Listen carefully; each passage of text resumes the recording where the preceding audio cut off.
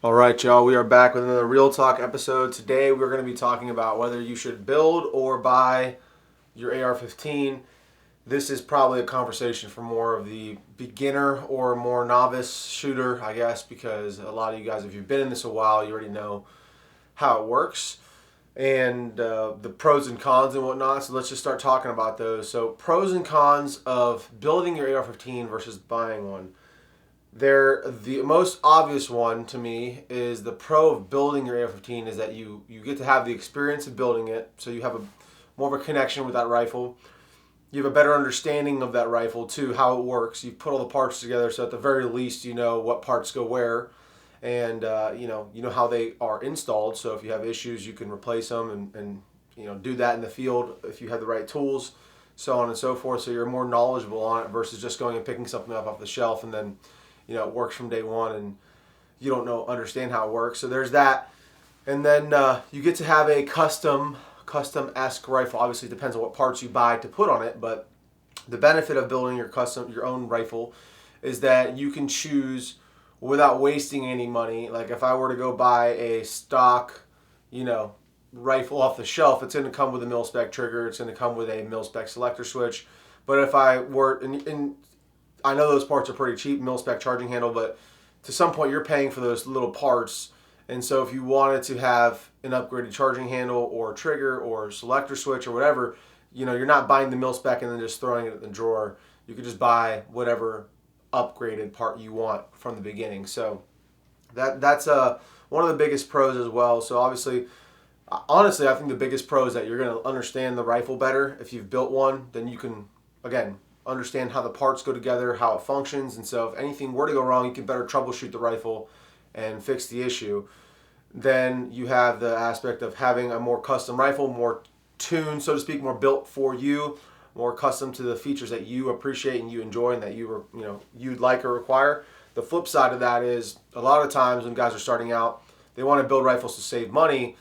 And to build a rifle that's good for you, you kind of have to know what you like. And that comes with a lot of training and shooting and just time required for you to actually have time behind that gun and figure out exactly what you like about it, what you don't like about it. Is it the grip angle? Where do you like to run your sling? And, you have to use it to understand that part. So that is the flip side to yeah, it is cool to have everything you want, but do you know exactly what you want? Are you sure about that yet? Because there's a lot of things that I thought I liked early on that as I trained more, as I learned more, I realized that I didn't.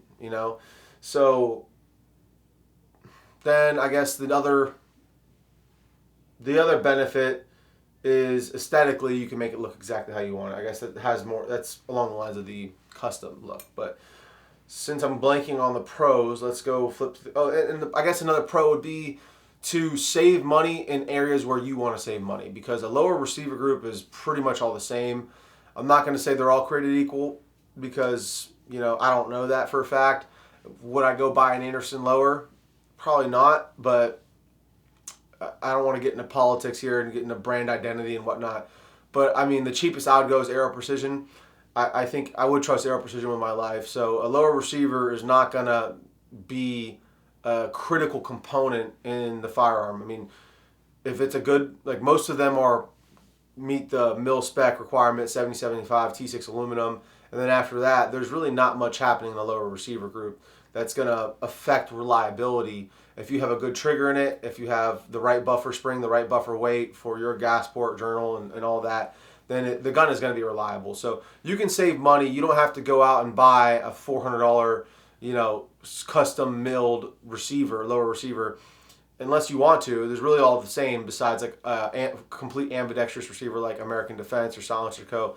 But for a mil-spec lower receiver, you can save money and get an Anderson or I like to go with Aero Precision Blems because they're not that much more expensive than an Anderson, and they have like a flared mag well. They have some nice little features on them that I like, and they're from a reputable company that I like as well. I'm not saying Anderson's not. It's just I don't have any experience with them, and I know a lot of guys do. So anyways, you can save money in the places where you want to save money. Like you can get a mil-spec lower parts kit, you can get a mil-spec lower receiver, and then you can actually upgrade where you want it to. Maybe you get a better barrel, maybe you get a better trigger, or maybe you just put it in the glass. We're not talking accessories right now, but there's some parts where you can go cheap, and there's some parts where you don't really want to go cheap. Like the bolt carrier group and the barrel, for instance, I wouldn't go super duper cheap. I would get something a little bit better because that is literally where all the action is happening in your rifle. So those are two components I wouldn't save on, so to speak. So you can be a little bit more budget conscious while still getting a higher performance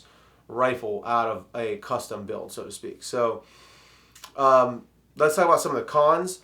I know a lot of you guys will say I'll never sell any of my guns ever, but guns are investments if you live in a free state like Texas. So whether you like it or not, guns, people do buy guns to, keep their money in something that won't depreciate, and then they could resell them later. I personally don't like to do that, but I have had to do that in the past because of personal reasons. Had a baby recently, yada, yada, yada. But there's a very small percentage of my firearms I've ever owned that I've sold, and I only sell them to friends or family.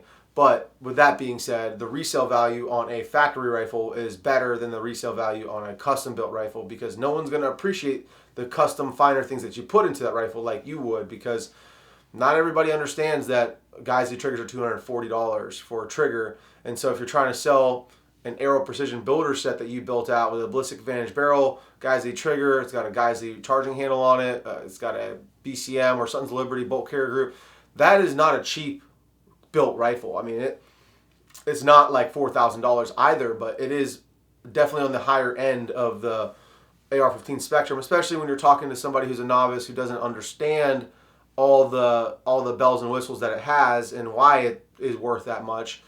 And those folks look online and they're like, dude, I can get a, name it, Smith & Wesson M&P for $700. And it's like, well, these aren't really the same thing. But so that's just something to consider. I know a lot of you guys are like, well, I'll never resell my rifles. Well, okay, great. I hope you never have to. I hope that I am in a financial position where I never have to sell another rifle in my life. But sometimes it's not the case. Sometimes, people get fired, people lose a job, your wife needs a new car, it breaks down, whatever it might be, right? So just consider that. That's one of the main ones. The other thing is consider your experience level. So what is your experience level with rifles, firearms in general, and are you going to put it together properly? Because if it's something that you're actually using for home defense, that could be catastrophic if you have a failure. If it's something, just for fun at the range, it could be dangerous. Again, we were dealing with firearms, little tiny explosions happening at where that barrel and that BCG meet. So we want to make sure you actually know what you're doing. I learned everything I know from the YouTube University, which unfortunately a lot of that has been removed because YouTube didn't want that kind of content on their platform, although it's completely 100% legal and protected by the Constitution of the United States of America, the greatest country on the planet, in which YouTube has built their empire and where their servers are housed, I believe. But they don't want that on there, so they removed it. I don't know how much of it's still up, how much of it's still gone.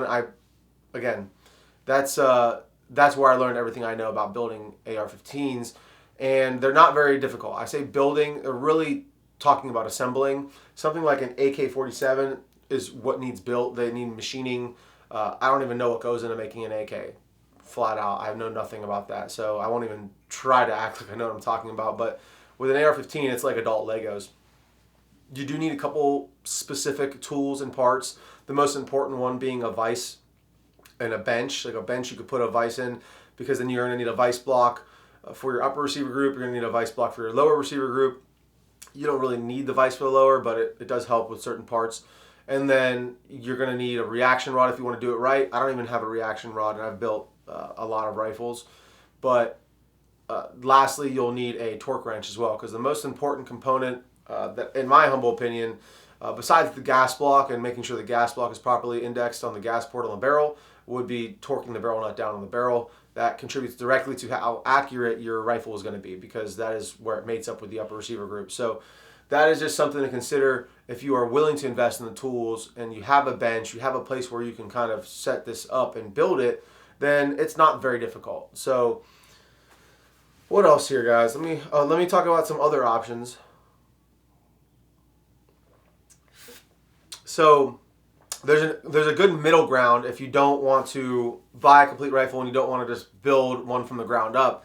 Something that I would recommend mostly to my friends and family that have asked me, that are just getting into firearms, hey, should I buy a rifle? Should I build a rifle? Or should I buy all the parts, take it to Gunsmith? that's also another option. You could buy all the parts and then take it to a gunsmith. They could put it together for you for a fee, obviously, and then you got to wait for it. But what I've been recommending lately is, look, the lower receiver is not that difficult to build. There's no like critical gunsmithing that you need to do for the lower receiver group. Besides staking the castle nut, I guess I don't even know if you consider that a gunsmithing activity. That's very simple. It could be done with a punch and a hammer. But the lower receiver group is very simple, as I've mentioned many times, and there's not much that can go wrong with it. Besides installing your trigger hammer springs backwards, I guess. But again, watch one video from Bill Geisley, and you'll be able to install your trigger properly. But I've been recommending people to build their build their own lower receivers, save a little money, or get that little customization that you'd like. I personally, let me just pop this guy in the frame here so you can see it. As you guys all know, my absolute favorite rifle currently, the URGI here. I currently like to have radiant selectors. So this was a mil-spec Daniel Defense lower. Came with their really terrible, sorry Daniel Defense, they're really bad pistol grip. I don't like it at all, that rubberized overcoating it has. And it just came like mil-spec, completely mil-spec, and with a mil-spec trigger and their stock as well. But I didn't like it, so I changed it all out. And so this really isn't a true lower build, but it's a rebuild, and that's the next category. But what I like to do is to recommend to people to buy a complete upper receiver group, especially the URGI, for the reason that it comes with the braided buffer wire, spring, and weight. So you don't have to guess, about the gassing and how reliable it's going to be. You know that if you put this spring and weight in here, it's going to be running reliably, functionally. So I do love that it comes with it. Although a lot of companies have like charts, like Sons of Liberty has a chart for what type of A5 weight you should use depending on the barrel length and whether you're going to shoot it suppressed or not. So that's cool too. But it is cool that the URGI just comes with it, so it takes all the guesswork out of it. And what I did was I took this lower receiver group and I just customized it. So I put a Geisley Super Dynamic 3-gun trigger in it, a Geisley Maritime bolt catch, bolt release, radiant selector switch, and I changed out, this was the all one-piece grip that Daniel Defense has, changed out for a K2 Plus, and I believe this is just a Magpul trigger guard, and then a B5, a BCM gunfighter stock. So that's another option, and that's nice because, again, it's simple, stupid. There's not much that you can really mess up on something like that. Like, I know some guys are going to find a way to mess it up, but it's a lot easier than installing a gas block, dimpling your barrel for a gas block. It requires far less tools to properly install the parts. So that's kind of my recommendation currently. Or the last thing that you can do is buy a stock rifle, complete stock rifle like this, and then upgrade it as you see fit, as you get used to it and shoot it, and then figure out what you like or what you don't like. So this is Springfield St. Victor. This thing has has like no upgrades on it whatsoever besides the radiant selector switch right now. But this is eventually going to be, given a low profile gas block, Geisley rail, free float, and then a bunch of other things that I have planned for this. But actually the trigger in this isn't terrible. It's like a Teflon or a nickel boron coated trigger, I'm not sure, but it's actually not bad for a mil-spec trigger. It's like probably 5.5, 6 pounds, but it's smooth. And so that's the last option. Now, since we're talking about buying versus building, I might as well show you guys my favorite rifle I've ever built, and this one was built from the ground up. So this thing is the Mark 12, modernized Mark 12 right here. This is Silencer Co. lower. Has a Geisley 2-stage trigger in it, Law Tactical folder, B5 SOP mod stock, radiant selector on the 45, and then moving up from there with the PRI gas buster charging handle. PRI gas buster charging handle there. There's the B5 SOP mod in that RAL 8000 color. I really like that. Law Tactical folder, and this is the ambidextrous lower. Be careful, headphone listeners, it's about to get loud. So full ambidextrous Silencer Co. lower right here, and radiant selector on the 45, Geisley 2-stage trigger. Let's go with this trigger together, because why not? Okay, you guys ready for this? That is a phenomenal trigger. Here's the reset. So it does take you a little bit past the wall, but then you're right back on it. And this is a $140 trigger, folks. I just want you to remember that. This isn't anything crazy fancy. This is their cheapest trigger they own, and there's no reason, in my humble opinion, to purchase anything above that. The Super Dynamic 3 gun is nice, but I like a 2-stage trigger, so these are all my precision gun gets these triggers here. We have American Defense Manufacturing recon mount, the cantilever there with the Primary Arms SLX 4-14. This is their R Grid 2B reticle, as you guys can see there. And then we have the Flashbang Gun Charm, Geisley Mark 8 rail. I forget the length of this. I believe it's the 15-inch rail. But up front and underneath that, rather, we have the Ballistic Advantage stainless steel profiled, OpSync profiled stainless steel 18-inch barrel. So it's got the break and collar from OpSync, 250 Otter Creek Labs OCM5 suppressor. And then we have some rail scales up here with a dragon pattern, Ariska vertical foregrip that mounts directly to the M-LOK. And that's pretty much it, y'all. Oh, Reptilis EQG grip. I always forget to mention that one. So that is my absolute favorite build right here. And when you fold it up, it actually folds down to a very, very reasonable size. It's not, it's for being an 18-inch barrel. Again, that's what you get out of building a custom rifle. You get to put whatever features and benefits you want on it while saving money where you can. Now, this is an Aero Precision Blem upper. I guess that's one area where I saved a little bit of money. BCM bolt carrier group, that's not really cheap. Those are kind of about $189 typically. But this Ballistic Advantage barrel, pretty good price. I think, I haven't run the numbers on this in a while, but I can't imagine I have too much money into this gun. I think I would have paid a lot more if I would have bought the full BCM Mark 12 or something like that. It's got a Geisley Super Duty, Super Gas Block, whatever they call it. That's another thing I forgot to mention. Rifle length gas system, incredibly smooth shooting, incredibly accurate. And we'll put the suppressor on there, which we'll do over here. Thanks, YouTube. It turns this thing into a silent monster. It really is super quiet. It is hearing safe, and it is incredibly fun to shoot. One of my favorite guns to take to the range, flat out.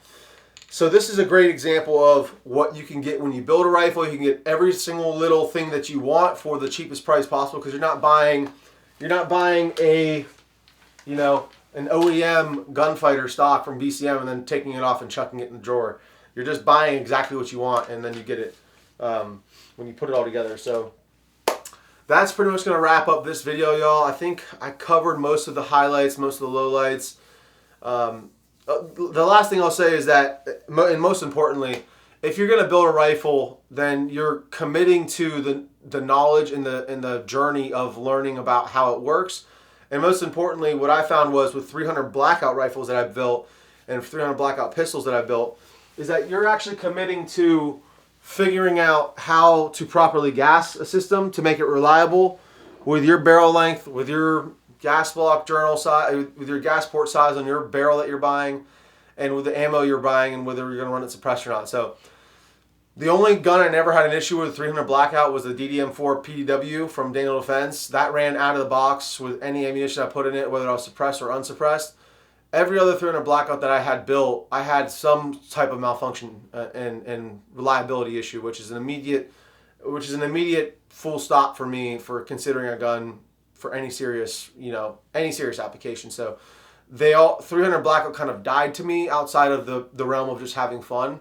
But for any serious application, it kind of went by the wayside for me, because that was something that I could not figure out, or I wasn't willing to put the time into figuring out. I had too many other things going on, too many other rifles I wanted to tinker with to be like, okay, let me find out exactly what's going on with this 300 blackout build.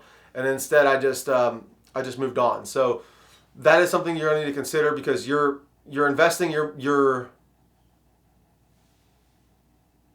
protection, the reliability of your rifle into the R&D at Daniel Defense or at Geisley or at Sons of Liberty. When you buy a gun from a company, they've done the research, they've done the testing to make sure that platform works with whatever caliber it's chambered in, and so on and so forth. In SIG, if you're getting the new Spear LT and 300 blackout. So you're investing in that, and you're paying for that knowledge. You're paying for that R&D that they've already done, versus when you build your own, you do have to do a little bit of that R&D on your own and see, hey, is this buffer weight or spring too heavy for said gas port or said, said brand of 300 blackout ammunition. 300 blackout's a weird one because there's such a variety in ammunition between subs and supers.